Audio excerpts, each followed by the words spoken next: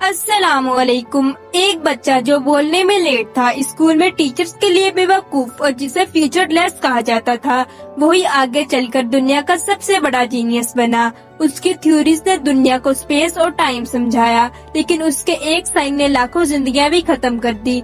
ये कहानी है एल्बर्ट आइंस्टाइन की, एक ऐसा साइंटिस्ट जो इंसान भी था, हस्बैंड भी था, बाप भी था और गलतियां करने वाला भी। 14 मार्च 1879 को जर्मनी के उलम शहर में एक बच्चा पैदा होता है जिसका नाम रखा जाता है एल्बर्ट आइंस्टाइन। उसके फादर हर्मन आइंस्टाइन एक इंजीनियर थे जो इलेक्ट्रिकल वर्कशॉप चलाते थे। उनकी मदर पोलिन को म्यूजिक का शौक था, जो पियानो बजाया करती थी। आइंस्टाइन की एक छोटी बहन थी जिसका नाम माया था। एल्बर्ट लेट बोलना शुरू हुए थे। 4 साल की उम्र में उन्हें सही से बोलना भी नहीं आता था। पेरेंट्स को डर था कहीं मेंटल इशू ना हो। टीचर्स कहते थे ये बच्चा कभी कुछ नहीं कर पाएगा। जर्मन स्कूल्स के स्ट्रिक्ट सिस्टम उनकी इमेजिनेशन को दबा रहे थे। डिसिप्लिन और रोट लर्निंग आइंस्टाइन को बिल्कुल पसंद नहीं थी। आइंस्टाइन को फिजिक्स और मैथ्स से प्यार था, जबकि बाकी सब्जेक्ट्स में बिल्कुल वीक थे। टीचर्स उन्हें कहते थे तुम कभी कुछ नहीं कर पाओगे, पर आइंस्टाइन की माँ ने हमेशा उनको सपोर्ट किया। वो घर में क्लॉक्स और कंपास को देखकर घंटों सोचते रहते, ये सुई हमेशा नॉर्थ की तरफ क्यों रहती है। ये साइंस की तरफ उनका पहला स्टेप था। आइंस्टाइन यूनिवर्सिटी से ग्रेजुएट तो हो गए, पर उन्हें जॉब नहीं मिल रही थी। प्रोफेसर उनको पसंद नहीं करते थे। आखिर एक छोटी सी क्लर्क की जॉब एक पेटेंट ऑफिस में मिली। दिन भर वो दूसरों के इन्वेंशन अप्रूव करते और रात को अपनी नोटबुक में स्पेस और टाइम के बारे में थ्योरीज लिखते।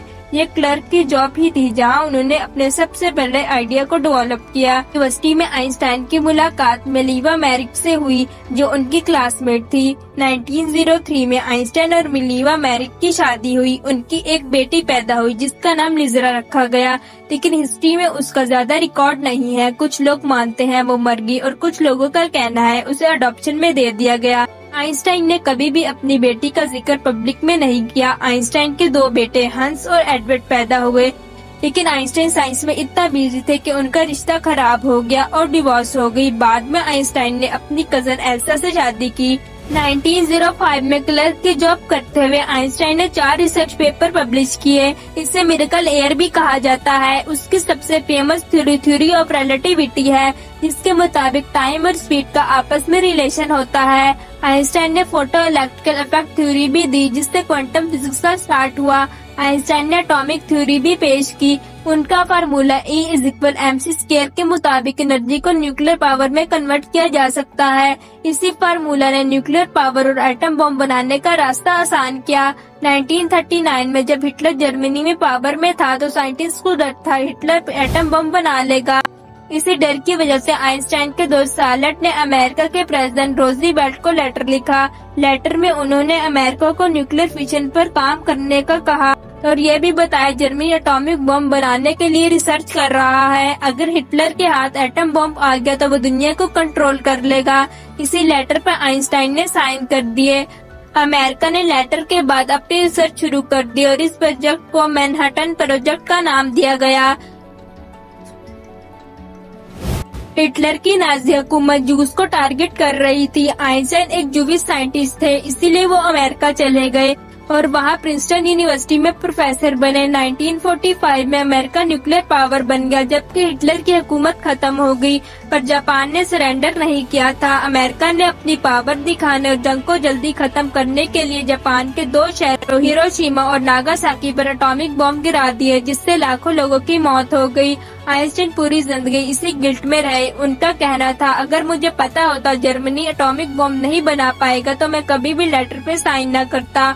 बाद में उन्होंने पीस मूवमेंट ज्वाइन की। 1952 में आइंस्टाइन को इजराइल के प्रेसिडेंट बनने की भी ऑफर हुई, पर उन्होंने ये कह के मना कर दिया मेरी फील्ड साइंस है ना कि पॉलिटिक्स। 1955 में आइंस्टाइन की प्रिंसटन यूनिवर्सिटी में डेथ हो गई। डॉक्टर थॉमस हेरवी ने पोस्टमार्टम के दौरान उनका दिमाग रिसर्च के लिए चुरा लिया।